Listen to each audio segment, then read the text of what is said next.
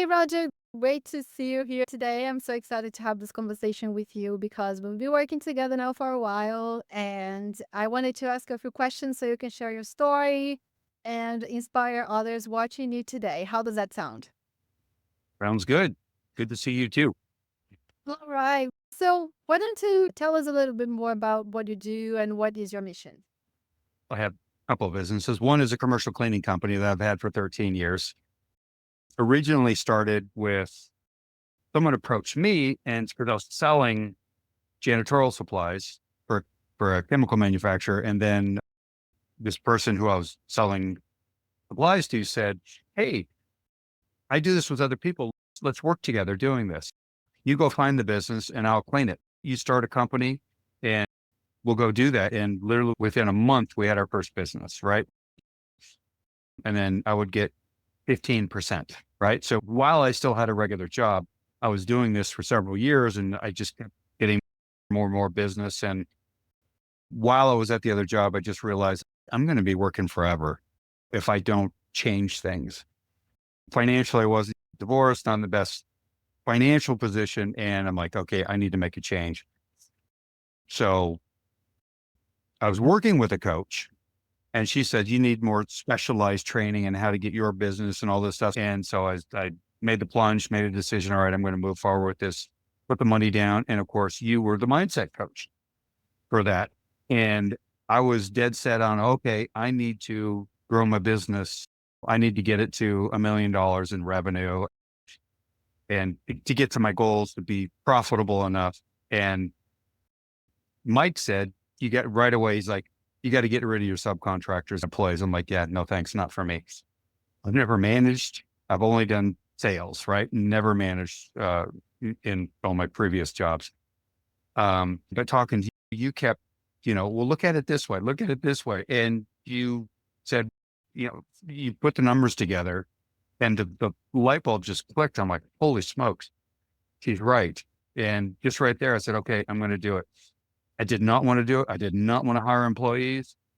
And so that was the end of 2019, beginning of 2020. And then COVID hit.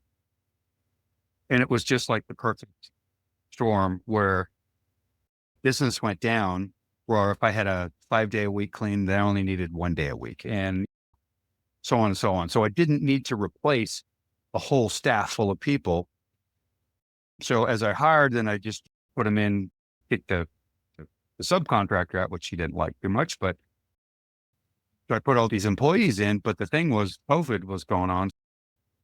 I was through Grow My Cleaning Company. Other people were like, hey, we're fogging for COVID and this is really lucrative and people want it. And so I started doing that. And I was actually making a lot more money doing that with employees. Oh, and the whole point you said, if you just switch over to employees instead of a subcontractor, you will meet your goal immediately. Mm. Right. That was the whole premise of it. Right. So if I just switch over to employees, I'll already be at my profit goal. And I was just looking at revenue, right? I need to be up here. I need to be up here. And you really got me to think differently to your bottom line. You're doing all this work and all this stuff, and you're getting this tiny little bottom line. And it's getting worse with subcontractors. I'm like, that's right. And so that's why I made the decision. And as soon as I switched over to employees, it's like I was there profit wise where I wanted to be. And I'm like, holy cow, she's right. I'm like, how does she know this stuff? Right. And, and so the progression, so 2020, I started with my first employee at the beginning of 2020. So here it is, March 2025, and I got 42 employees. Right. And I still have a couple of subcontractors, but yeah, I mean, I have a full-time bookkeeper, an admin, management, a couple of subcontractors, and then all the rest cleaners. Right. So, holy cow, how did I get to 42 employees? That just blows my mind. So come forward a few years from 2020. So I'm out of Grow My Cleaning Company and I'm talking to my buddy Spencer, and Spencer's, I've been working with Mariana and she's awesome and helping me out with all these things. That piqued my interest, and I wasn't in a coaching program. I did have one coaching program I was using, but I'm like, it really intrigued me. to work with you again because you made such a big difference when I first started working with you in 2019. Last year, at about this time, March, we started working together, and you just you helped me to look at things differently, right? You helped me to um, expand what I think is possible for my business, expand what I think is possible for just for me. When I had my job and business, it's just like, it's just this little side business, right? I was almost ashamed of it. That it's like, I really wasn't making any money. It was just like, okay, I could save on taxes. And I just felt good. I had this business. But so even when it had grown a lot, I was still like, it's just a side business, right? And I'm fully into it now. I quit my job, fully into the business. And so that thinking more like a CEO rather than just being in my business, doing a lot of the work, doing a lot of micromanaging and hands on with everything, you really helped me to pull back from that. And I love when I'm working with other business owners and they're not commercial cleaning, but other stuff. And they're like, oh, I'm so busy, 10, 12 hours a day. It's driving me crazy. And then they're like, are you the same? And I'm like, no, not really. I'm like, how much do you work? I'm like, about 4 hours a day. If I'm lucky. And they're like, are you kidding? I'm like, it's because of you. My program was to help to do that, but you really helped accelerate that to, okay, how do I get out? And part of your training we just went through was to lead leaders, not manage people. Right. So if they're good leaders, then they're leading the team. And I realized like I'm the bottleneck, right? So how do I got to get out of the way so they can do the job that I've empowered them to do? Right. So it's uncomfortable, all these ceilings that I keep hitting and you keep pushing here, look at it differently, look at it differently. And that's pushes me up against my comfort zone of what I want to do, what I think is possible, and realizing, oh, these things, you just keep moving in that direction and push past these things. It expands what I think is possible.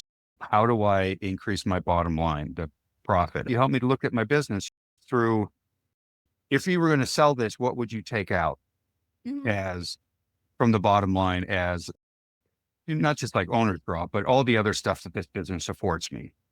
That's one of the things you really had me here. Look at this. What would if somebody else bought it?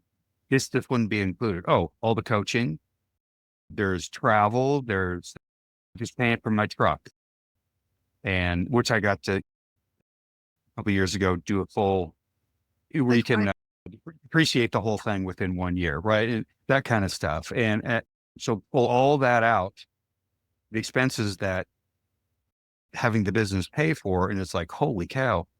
I was going from what was it? God, even 1 month it was like 16% profit, then it's jumping up to like almost 25% profit. So you help me and you're like, pay yourself more. And I'm like, what? No, the business can't afford it. And you're like, the business can afford it. Just pay more, pay yourself more. So it was this transition of how to view things differently, what the business can do for me instead of being in it and running it and to further pull back. So thinking more like a CEO, a leader, not that I got to have my fingers in everything. Also, investor mindset, yeah. thinking more, wait a minute, there's a whole other world out here with jobs I had before. You put away in 401k, things like that. Through doing more investment, you're like, okay, you're going to fill up your buckets, right? So you got so much money coming in, and what buckets do we need to fill up to be able to get the investment producing? Then you have other streams of income that are also supporting what you are working towards.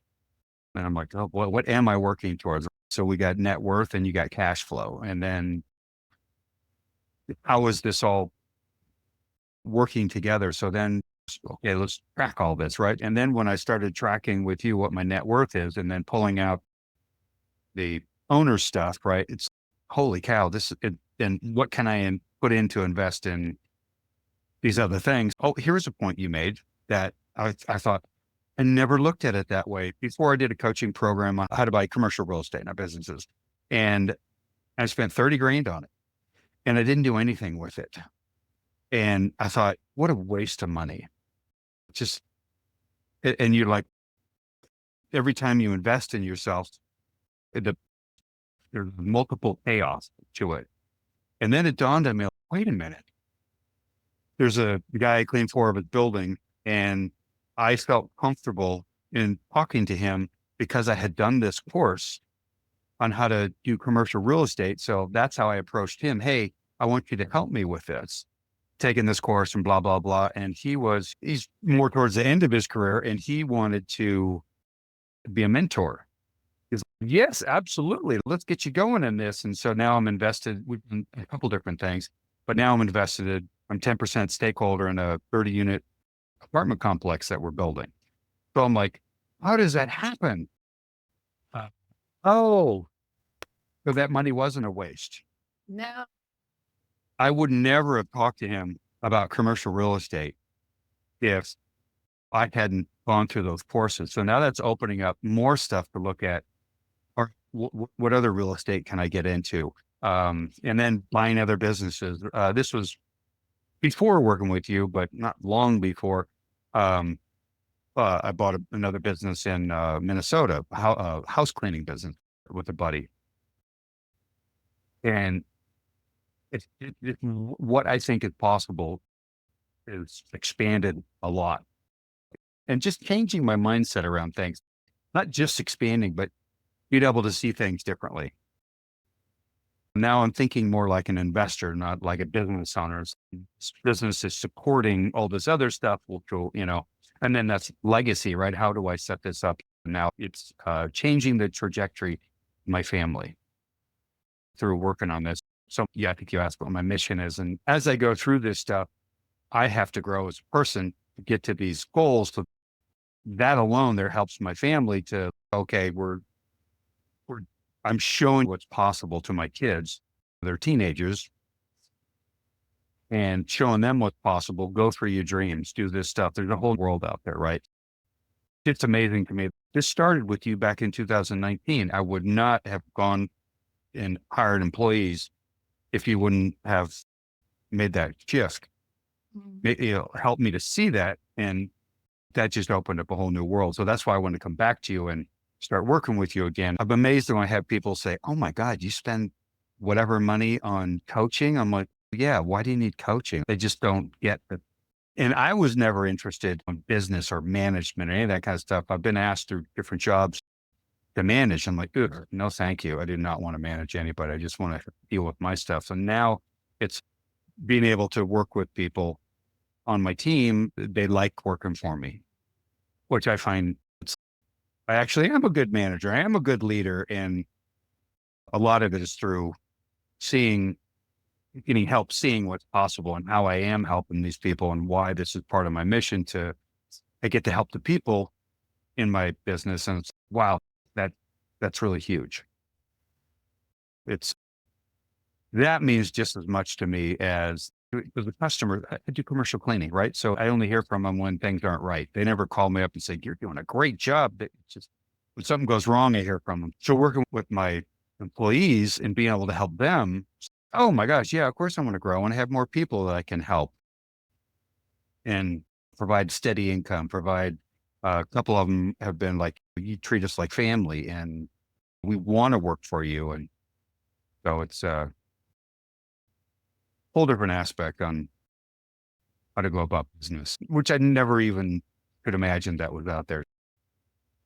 Working with you has helped to get there, to see all that, and I'm very grateful. So appreciate it. I'm so happy to hear this because one of the biggest complaints when we started working together was that you didn't feel your work was meaningful enough. I remember you telling me multiple times you would get emotional saying that you didn't feel you were making a difference and you really wanted to help people at a deeper level. And then now you realize that is true through your team because I've got more than 40 employees now. They love working with you. They brag about you. And then you are very shocked as well when you assess how long they've been working with you. You've been having many new hires, but your entire team is working with you for more than a year now.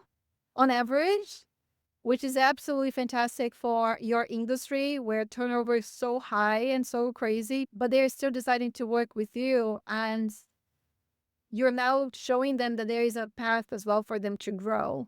So, how do you feel about your team now? I'm grateful that I get to have a business where I can have people that I'm helping Yes. and just helping through part of it's seeing their worth, acknowledging them. And I've had people say, wow, I've had a lot of bad bosses, and bosses typically don't do that. They're just like, work harder. How can they shave time off what you're doing and be more productive and just push where I'm like more interested in them as a person. And when I do that, then they want to work for me. They want to work hard because they feel good. They feel good. There's a real, what do you call it? Not, I want to say culture Yes, you to built working a here. culture. Yes. So I really like that we have, I think it was the numbers are 1.38 years on average. And we had just hired like 4 new people. So that totally skewed. It would have been higher than a year and a half average. You have a lot of tenure, people have been here for a while, and it's really awesome to see. It's fun to work that way. It's so great to hear you say that because you avoided having a team, but then you understood the reason why you needed a team. And then we also worked a lot on who are the people you want to work with. I'm talking about your team. I'm talking about your clients as well. You decided to be more specific about who are the clients you want to serve, who are the red flag clients, who are the green flag clients, people that want to work with you. I think the biggest breakthrough from this entire experience was to finally build a business that works for you. Because for the longest time, you thought you were working for the business, but then now the business is working for you. It's more profitable. It's giving you the satisfaction that you're looking for. Now you're taking care of your health. So, do you see now that the business is working more for you than ever? Yeah, what comes to mind, you were talking about, well, you said you had me go through this exercise of who's your ideal customer. And who I thought was my ideal customer was much different. I'm looking at volume. Again, I'm looking at top line revenue. Who's my big customers? And you're like, where's your profit? Yeah. Who's your best customers that it takes very little work and they're very profitable? So I'm like, oh yeah, let's look at it that way. And how much revenue, how much profit per customer. And so it came all the way down to one customer that was clear above, wow, making the most profit. And I rarely hear from them. And so you're like, okay, if I've got 40 customers, I only need 11 of those to make the same profit. And I'm like, that just, you know, oh my gosh, I need to have those people, that kind of customer. They're super happy. They love what we do. And the profit's great on them. And I never hear from them. So I need so much less management, so much less overhead, and be much more profitable with fraction of the customers. So that's who I need. So I've been much more picky about the ones that aren't a great fit. I either say no or I raise the price. Yeah, or for bringing on new customers, and they're like, "I only have this much." I'm like, "Yeah, all right, it's not going to work then because you know for whatever reason they're not the ideal customer. I'm just going to charge you more," and so they go somewhere else, and then I'm bringing on more people more customers that fit that ideal customer image. Isn't it fascinating that you believed that you needed 40 clients to hit your profit goals? Because actually, we switched the goal. It's not revenue anymore, it's profit, because that's what matters, right? Revenue is vanity metric, just makes you look good, doesn't make you feel good necessarily. So we switched your focus to profit. And then when you focus on that, you could see that your best clients is great, doesn't require any attention from you, treat you really well, pay you really well. And all you would need would be 11 of these clients. So basically, one client per month to be able to hit exactly the same goal as your previous 40 clients. That to me was absolutely extraordinary because you can see how you can simplify your business as well instead of targeting everyone and everywhere at any time. That's not necessarily going to make you happy. Now, the business needs to work for you. So you've got your rules, you've got your standards. And talking about that too, one of the most interesting things we worked on together was also on your pricing strategy because we could see also in the very beginning of our calls that the last time you updated your pricing was like a long time ago and your price was all over the place as well. So what did you discover when you raised your prices? There's a few customers like, why am I working with these guys? I'm barely making any money. And it came down to, yeah, it's vanity, top line revenue. So one of them needed to dramatically raise their prices, but that management company also had 3 other buildings that I worked with. I just came to her and said, "Hey, I'm not making any money off this. I need to raise the price here on this building." And she's like, "Oh, I can't because," I said, "And here's where it needs to go." So we finally figured it out. Oh, how about if we do incrementally? Move it up over 6 months, I think it was. So that way she could work with the building owner and the tenant to be able to fit in the additional pricing. And it worked. I'm like, oh, I was just sweating. I thought for sure that they were going to leave, but she can't find a better price out there. So I'm like, it needs to be up here to get this wonderful service that you're getting from us. I went through every single customer and mapped it out where I need to get to the price where I need to be. And I did lose a couple, but then I gained so much more business Mhm. by increasing prices to make each customer more valuable. So again, don't need as many customers. And that really hurt to lose a couple customers. But it was, they're not ideal customers. I'm not making the money that I need to make on them per hour or per job or whatever. Yeah, really helped. And moving forward with pricing, now I think about that all the time. It's okay. Where does that need to be and how am I going to price this out? And I'm real upfront with them and they seem to appreciate that. And Yes, that was a big blind spot because you weren't adjusting your prices. You were basically working for free for some of these clients, and they weren't even qualified to be one of your best clients.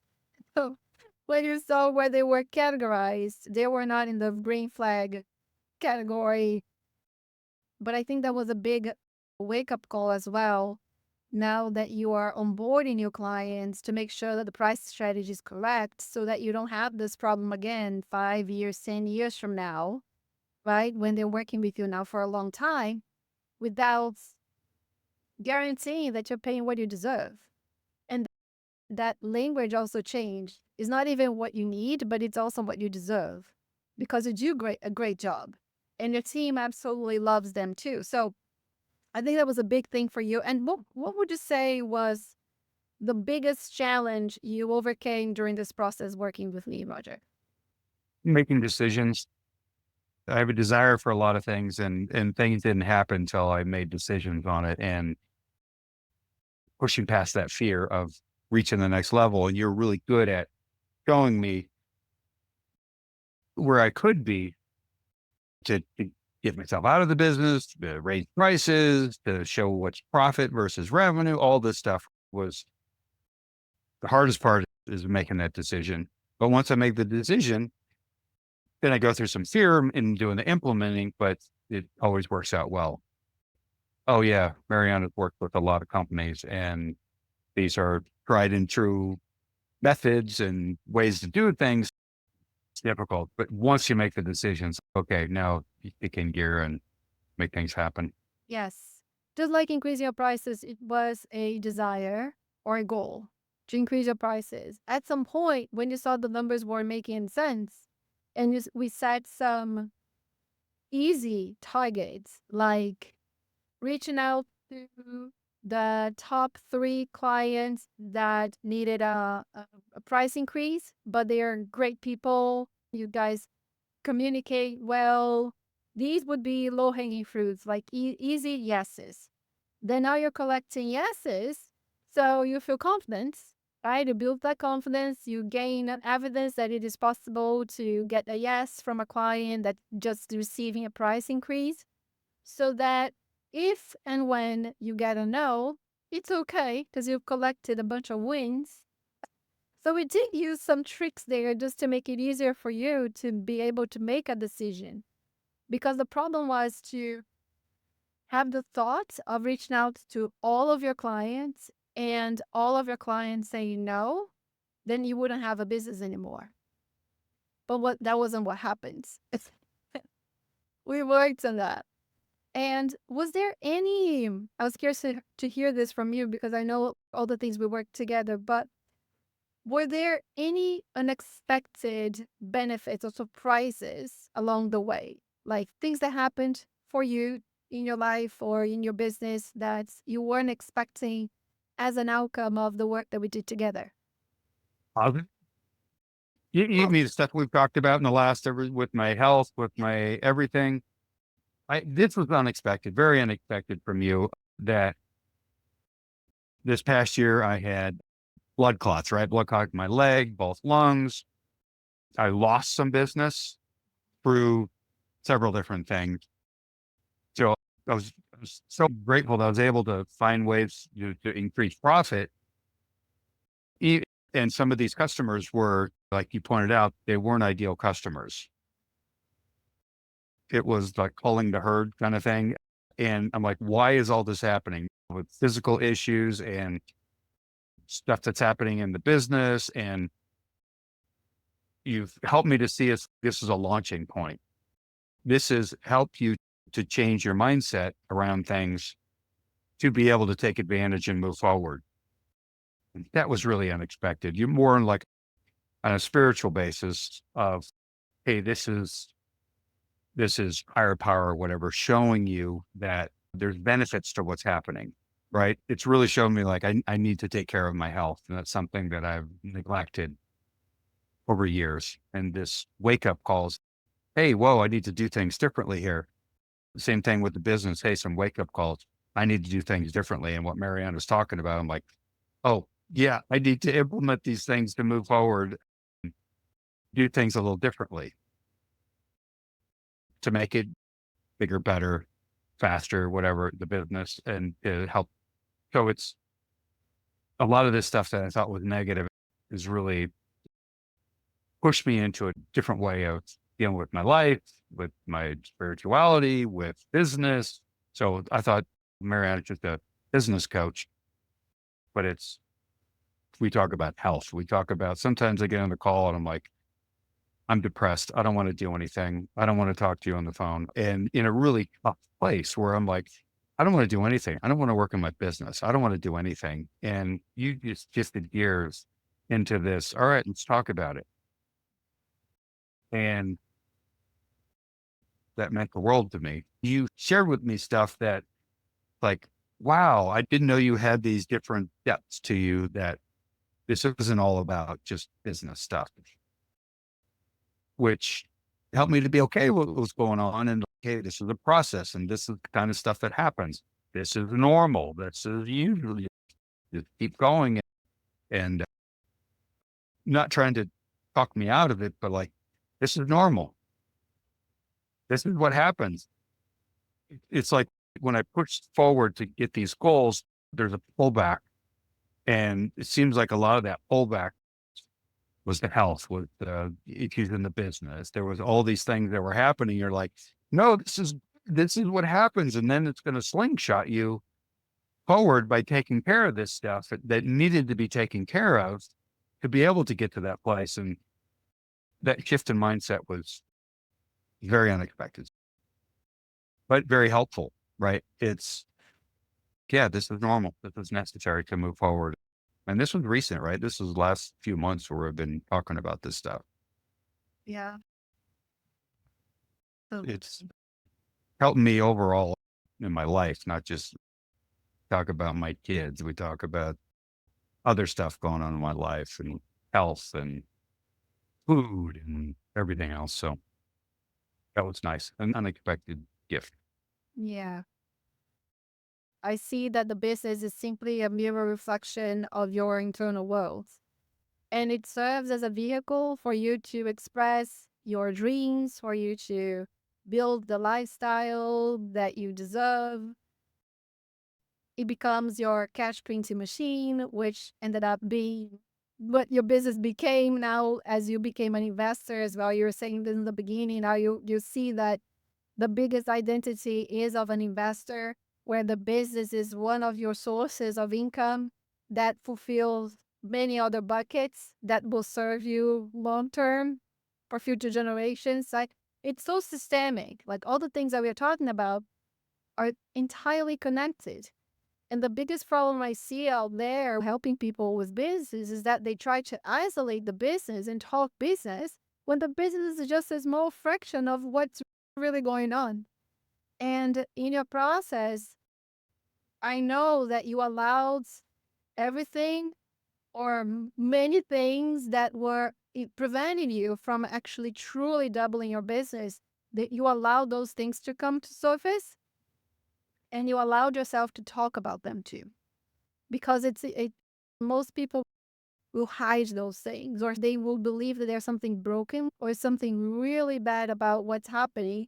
When, as a matter of fact, when you understand it's part of your process and you're actually just breaking through the barriers of your current wealth container by working on every single piece of resistance you had to face, your health, your relationships, your clients, your team, then now you're even more prepared now to truly double your business, right? Now you've got that wealth container. And I think the final step of that was truly your health. And I love hearing from you that you have decided that your health is non negotiable. And once you make that decision, actions are now easy. It's the mental game, so I'm really happy that you got that too, Roger, really. And you now have a new way of looking at things and a new way of looking at your business. How do you see your business right now? How would you do things differently now? Now I'm working more towards an end. I know that. So it's work backwards, like, okay, I want to be double my size. What does that mean? That Mhm. means I got to have this. I could do it with bringing on this many new customers, or what we talked about, adding more services to each customer, making them more valuable. I'm like, oh yeah. And what I need for staff, what I need for management, and then how to, I keep telling them like, okay, if we were double the size, could we keep doing what we're doing now? No, doesn't work. So how can we change things now, change that, help them change that mindset so we can get there, because we'll stay stuck where we're at if they have that same mentality. So I'm working much more on my managers, but they don't become the bottleneck. Implementing all my processes and procedures, getting that tied down really tight on that, every aspect of the business. And this stuff I never wanted to do. It's too much work. But I realize how much I'm just winging it. So if I really want to be successful, I've got to work to put these processes and procedures in place. And a lot of it is, oh, I just need to create the framework. All right, team, you go. You develop all these things and put them in place. Here's the framework, right? People like, oh, the business can serve me in doing these things. And so that's a big mind shift, because I used to, oh, this is so much work. Or why do I have to do all these things? Oh, no, I have the team, and they want to get the business more successful. So they're totally willing to, oh yeah, we'll do this stuff. We'll put these processes in place and just stuff like that. Huge eye-opening ways of doing things differently. I just keep elevating myself to say, put up the guardrails, right? Here's the guardrails. Team, go within these guardrails and implement all these things, not me doing all the work. And then if they do the work to implement these things, then they will follow what these processes are, instead of me just talking down to tell them what to do. Once they can see the vision of where it needs to be, they're like, oh yeah, this totally makes sense. Let's do this, go in this direction. Yes. or you completely stepped into your CEO role. Completely. You're not micromanaging anyone, you're not doing everything by yourself, you're leading your team, you are giving them what they need to thrive. Like I said, the framework, you're giving them the guidance, you're giving them the training, you're giving them the systems, the accountability, but you're also giving them the power. You're giving them autonomy to believe that they are capable. At the end of the day, you're dealing with your adults, you're dealing with intelligent human beings that can figure things out. And I've seen so many people being so concerned about micromanaging that they actually end up neglecting people completely instead of giving them the frameworks or the direction, the guidance that they need to do a great job. So I love seeing you stepping into that CEO role, Roger. So I'm pretty sure this new year will be very promising. And I can't wait to hear your celebrations. Where I started asking him, why do you like working for me? And, oh, you're a good boss because you're a good boss. Why am I a good boss? Other bosses are this way, and you're the opposite. You pay attention to me. You acknowledge that one of my managers got 30 years in the industry, right? She knows really well about commercial cleaning. So she says, I recognize her as a asset to the business. And so I'm meeting a lot of her needs. She needs to feel important. She needs to feel safe in the business that she's got, she's a valuable part of the business and can grow with it. That helps her fulfilling those basic needs, right? So I'm like, oh wow. So then I asked the other uh, supervisor, and same thing. I'm like, oh, that's why it meets all of her needs, and that's why she loves working for this company and doing all these things because you know instead of micromanaging, hey, work more on treating her how I treat her as a person, and she will naturally do the right things and work hard and do what's right for the business if I'm doing what's right for her. Yeah. And of course, you got to find people that have the right core values and want to grow with the company and stuff. When so I have them, and so it's a whole different mindset on how to work with them. Yes. With the changes you made this year and with the way you're showing up to manage your business, to lead your business, they're now feeling safe around you. So now they can thrive. So, what are your plans now for the future? Since you've overcome so many challenges. A lot of it's the same to grow, right? You've grown this far, and I want to increase the business, right? To have $1 million business, I thought, oh my gosh, my life would be complete, right? If I had $1 million business. Okay, got $1 million business. Oh, is the profit there? Is the management there? Am I working a ton of hours? And so to get all that situated, like, oh, if I can get it all set up right, why can't I be a $2 million company, a $5 million company, $10 million company, and move forward? So my just, oh my gosh, there's so much more I can do. And if I'm helping people, great. Why not? I can help, be able to help more people. And that just grows what I can do with investments and setting it up. Where's my end game? Do I need to have an end game if I enjoy doing this instead of just like grinding through and getting through stuff? It's, oh no, I have a team that I really like working with and they like working with me. And to move forward, I'm like, oh, this isn't, it's less work and it's more enjoying working with the people. I really appreciate that you said that because right now there could be someone watching this and this person could have a decision to exit the business or they're thinking about selling or they're thinking about even closing their doors. But the problem is not exiting. The problem is how the business is working for them or how they're working for the business. So what you're telling me is that you had a plan to exit the business. How now, if the business is working for you and you're having fun and you're enjoying it, then now you have a choice. If you stay or if you sell. Either way, So or my decision now is there's so much interaction and great interaction with yeah, people in my business. It's a social thing almost. instead of, oh, you take all these problems, right? It's, oh, I'll really miss that aspect of the business if I sell it. I'm like, wow, I really enjoy that part of it. Yeah, I don't want to sell now because that part I would really miss. So what would I do? Start another business? So we'll just keep this one and keep growing and learning and see what possibilities are out there. This makes me so happy that you're saying this right now because this is to me satisfaction. You're satisfied with how things are right now. Of course, they always get better, but you're happy. Amazing. To wrap this up, what advice would you give to other business owners going through the same challenges that you were going through? What would you tell them?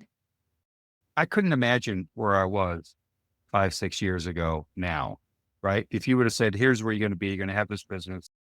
And even though I had a business, it was like just on the side. It really wasn't making any much money. So, I'm several years out from, so like, almost 5 years out now from having a job. So now I've got this business making this money and I enjoy it. And there's just nothing but upward room for growth. Never could have imagined it if it weren't for coaching. Absolutely no way. So I highly recommend working with Mariana because she was the start for me to get me to shift that thinking to it's a whole different world. It's a whole different world that I did not want to step foot in, but now that I'm completely into it, it's completely different. I can't imagine going back to a job when I can have business and get so much more out of it, money wise, satisfaction, happiness, you know, and something that I didn't want to do. So that's why I highly recommend coaching and working with Mariana. It's just something that there's no way I could have done it on my own. Thank you. It's a way to look back, right? 5 years ago, basically the day we had the shutdown, the pandemic shutdown, and I'll never forget the shutdown was on, I think, on a Wednesday. And then on the following day, I had a Q&A with your group where you were. And I remember my words. I said, I'm so thankful to be on the call with you guys today because I cannot imagine how you would feel being alone now in this massive amount of uncertainty that's happening, especially in your industry. And I was taken by gratitude. I remember clearly that day, like a day after the shutdown, and I'm like, let's get to work. Let's figure this out. And I know those were some of the most profitable months you guys had, or even years. Up until recently, you still had some of those clients. But I think, like you said, the biggest and most important thing is the mindset shift. It's the identity shift because nobody can steal that from you. Business come and go, money will come and go, but your identity is yours. Nobody can affect that anymore. So thank you so much, Roger, for trusting me again in this process. And I'll keep an eye on you. I'll let you know how it goes. Feel watching your growth. I really appreciate you. Yeah, appreciate you too. Thank you so much, Mariana.